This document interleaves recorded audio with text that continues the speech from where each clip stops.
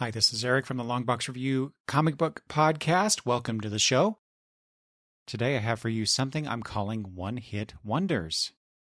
What is one-hit wonders? Well, this is an idea I've been thinking about doing for a while. I'll be looking at single-issue titles that could have been or were specifically intended to be more than one issue, but were not, such as the subject of today's episode, which is Madame Xanadu, #1 from 1981. This was published by DC Comics. The character of Madame Xanadu debuted in Doorway to Nightmare #1, which has a cover date of January-February 1978, and was a mystery/horror anthology series published by DC Comics that lasted only 5 bi-monthly issues, and was a casualty of the DC implosion. 30 years later, there was a Madame Xanadu ongoing by Matt Wagner, Amy Reeder, and other artists that lasted 29 issues. Madame Xanadu was created by David Michelini, Val Mayrick, and Mike Kaluta, who provides the cover art for this issue, as he did for the Doorway to Nightmare issues. Xanadu, also known as, and forgive me, I'm sure I'm mispronouncing this, Nimue Inwudu, is an immortal, fortune-telling mystic. The occult powers that she possesses are often channeled through tarot cards, as we see on the cover of this issue. She sometimes also aids other magical superheroes or beings, or helps guide them. Madame Xanadu #1 from 1981 was intended as DC's first comic book for the direct market. It actually was the second one sold to the direct market. There was a Superboy special of some sort that actually made it out first. But according to Paul Levitz, Madame Xanadu was intended as the first. It was priced at $1, which was at that time double the other DC Comics, and featured stories intended for other publications that had been canceled. For example, the Madame Xanadu story in this issue was intended for Doorway to Nightmare, and the Brian Bolland drawn story was to be in Mystery in Space. So that's a little bit about the comic book itself. So let me just describe for you the cover to this issue. So we have Madame Xanadu on the cover. It says, "Step through the doorway into nightmare with Madame Xanadu." Special collectors only edition in the top right corner. The $1 price to the left of the logo, very large compared to, I think, some of the other price stamps I've seen on comic books from this time. But this was a new thing. It was a special thing. And I think they were trying to just test out what the market could bear in terms of cost. Also on this is another word balloon here. Fabulous first issue featuring a 25-page Steve Englehart, Marshall Rogers blockbuster. And then a little bit further down on the right, plus a brand new Brian Bolland science fiction shocker.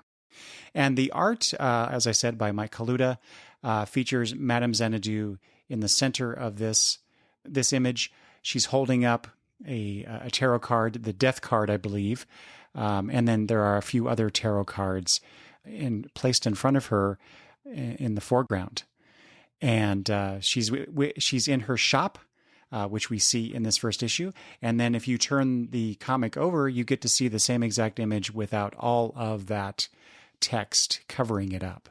So that was a little different as well for that time, I believe. And also just, this just marks it as a little bit as a special issue. Inside the front cover is a little blurb called Tarot Readings by Bill Kunkel that gives us a bit of explanation about tarot cards, which is probably helpful for that audience then. I think tarot cards have increased in terms of the familiarity of those of us who know very little about them except from TV and movies. So, it was a nice little introduction to what that meant. If you're not familiar with Bill Kunkel, as I was not, Kunkel wrote several comic book stories published by DC Comics in 1977 and 78, including Action Comics, some of the Madame Xanadu stories in Doorway to Nightmare, and Vigilante in World's Finest Comics. At Marvel Comics, he wrote 2 issues of Marvel Team Up in 1978-1979. By the late 70s, Kunkel's freelancing efforts for Harvey Comics led to him becoming the primary scripter for the Richie Rich comics. And then finally, in terms of the production of this issue, in the middle of the comic is a pinup by Michael Kaluta printed on glossy paper. And so it is just a shot of her standing in, I believe, somewhere else in her shop with all these glass jars around. And she's holding this glowing ball of some sort that's seems to be drawing these demons coming out of this little pyre on the floor. They're swirling around her towards that glowing sphere. So a very evocative image, suggesting a lot of magic going on here. And she seems to be wearing an outfit, a dress that is similar to the one that she wears in this issue, although it appears to be a little more tighter fitting than the one that I see here in the main story. But again, I think that was another enticement to get this as a special issue to be sold in direct market shops. Okay, so for the main story, which as I said is a 25-page story that originally was supposed to be anthologized in the Doorway to Nightmare series. This is titled Dance for Two Demons. This is by storytellers Steve Englehart, Marshall Rogers, Adrian Roy, and Ben Oda.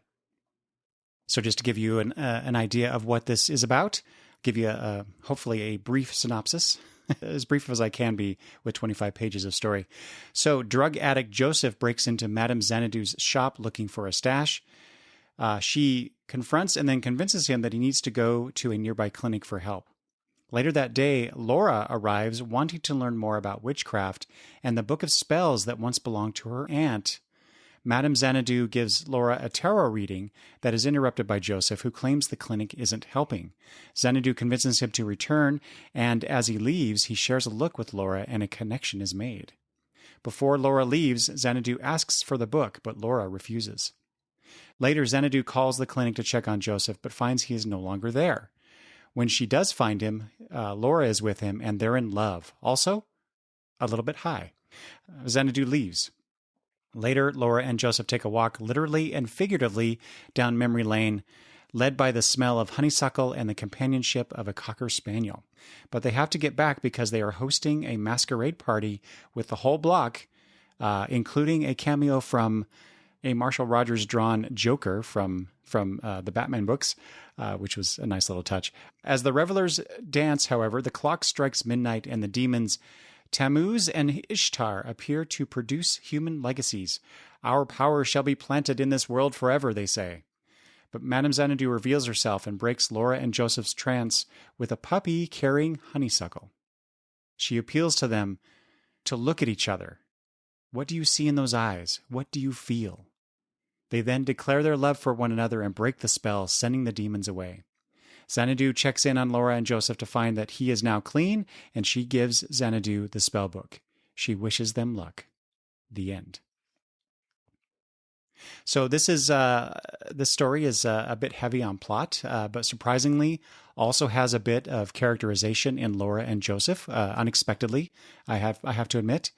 Xanadu herself is a bit of a clean slate, but she's the book's host, but not in the same vein as, say, Cain and Abel or the witches from, I forget the DC title now, but those hosts in the vein of they introduce the story and sometimes they interject, but they rarely interact in the story itself. Whereas Madame Xanadu here actually is part of the story. Despite the very special episode vibe of the story, and to be fair, we don't know how long Joseph has been clean by the end, to say nothing if he relapses, if you want to inject a little bit of realism into this. I appreciate the love conquers all idea, which is also a line in the story said by Laura, but sarcastically. So I like that turn where she's making fun of the whole concept, but by the end, she, of course, embraces it, as does Joseph. And again, I think uncharacteristically, and this might just be my own ignorance of these mystery/horror titles from DC Comics of the time, but we get a happy ending with those two people staying together, being together, supporting each other. Because too often these kinds of stories end tragically, at least for one of the characters. Although we do get a bit of that with Laura's aunt having been burned alive after Laura takes the spell book, which I did not mention earlier. We don't get to see Laura deal with that trauma aside from her brushing aside Xanadu's implication that Laura caused the incident. What is spectacular here, though, is the Rogers-Roy art. Everyone has distinctive features, even if Joseph's nose is a little too pointed for my taste, but, artistic license and all that. There's a lot of black ink on the page, mostly when Xanadu is in the scene, which evokes an eerie mood, which I thought that was a really nice touch. The panel layouts at times are varied and interesting, such as the close-up on Xanadu's eye as she talks to Joseph at the beginning of the story. You can actually see, as the eye gets closer and closer in the panels, you see a reflection in her iris. And one is this kind of ghostly face that's kind of screaming. And then another one, I think, is supposed to be Joseph, who's falling to his doom, so to speak, if he keeps on that same path. So I thought those kind of things I really enjoyed. The tarot cards actually became panels themselves in that scene as well. So, Rogers really taking some artistic license with how the page looks, and I really like that. There's a scene at the masquerade ball later in the story. The costume dress that Laura wears is presented as ethereal, and the demons look sufficiently menacing, albeit within the Comics Code era. Even though this issue did not carry the Comics Code seal, but they were still playing within the boundaries.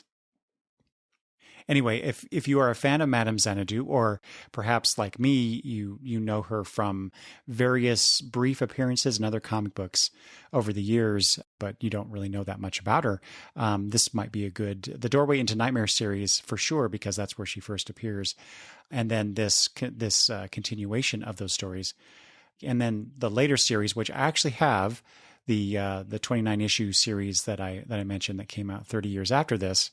But I've not read it, so I'm curious to find out more about this character. So you can try that out. I think the Doorway into Nightmare series is on the DCU Infinite app.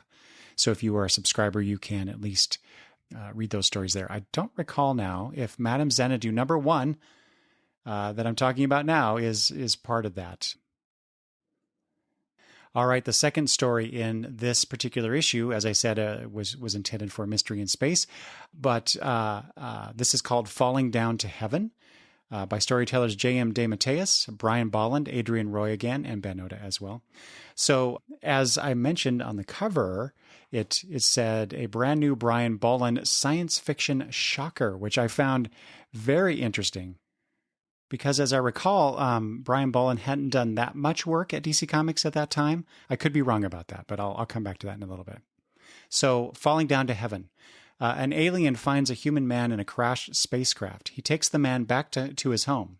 His ailing wife pleads with him to kill the human before he kills them, just like the humans killed their friends and children years before when they invaded to take the planet's natural resources. The alien probes the human's mind, learning the humans invaded because humanity had used up all of Earth's resources. He also finds that the human, Turner, once stood up for the aliens and was punished by being posted at the alien world for years all alone. The wife pleads once more, knowing that she is dying, to have her husband kill the human in retribution. Then other humans arrive, looking for Turner, whom they find dead. After they question the aliens, they leave without Turner, only wanting to have confirmed his death. After they have gone, the alien widower drops the illusion, revealing Turner alive and well. The alien tells Turner they take their hatred with them, for hatred is a disease that transforms and corrupts, and it must be buried. The two depart to bury the alien's wife. So given that the previous story was about demons from presumably hell, the title for this story is a nice dichotomy. Given that there are two editors listed, I wonder who decided that these two stories in particular would appear in this issue, because we get the magical mysticism demon aspect, and then we get a hard right to science fiction land. with this story. So I just why those two, except perhaps the page count fit for the particular purpose of this one shot, or was there some other reason? Anyway, Len Wein is listed as editor in the Indicia, so maybe it was him, or perhaps Mike W. Barr as associate editor. Regardless, the point was to promote Bolland, who by this time had done some Green Lantern covers, a story in Mystery in Space called Certified Safe, and of course, he was known across the pond for having done work on Judge Dredd. So, but again, I find it interesting that this mystery/horror title has this science fiction story, but they're promoting the artist. So Bolland was a huge deal even then. I would come to know his work mostly from the Green Lantern covers, but that would be a few more years down the road from when this particular book was published. Regardless, the story is a pretty simple and common science fiction trope of inverting expectations. For example, the point of view is from the alien, and the page turn where we think the alien succumbs to a murderous rage, and we think for a moment at least that he has killed the human as his wife wanted him to. We discover he actually wants to break the endless cycle of hate. And you could just hear Rod Serling's voiceover right now, can't you? Honestly, though, aside from nice artwork by Bolland, there's nothing really special about this story, nor shocking as the cover promised, even if I do happen to like the message of it. All right, well, I hope you enjoyed that jaunt down memory lane. Please send feedback to longboxreview@gmail.com. Text me or leave voicemails at 208-953-1841, and chat with me on social media at longboxreview, all one word. Thanks for listening, and I will talk to you soon. Bye-bye.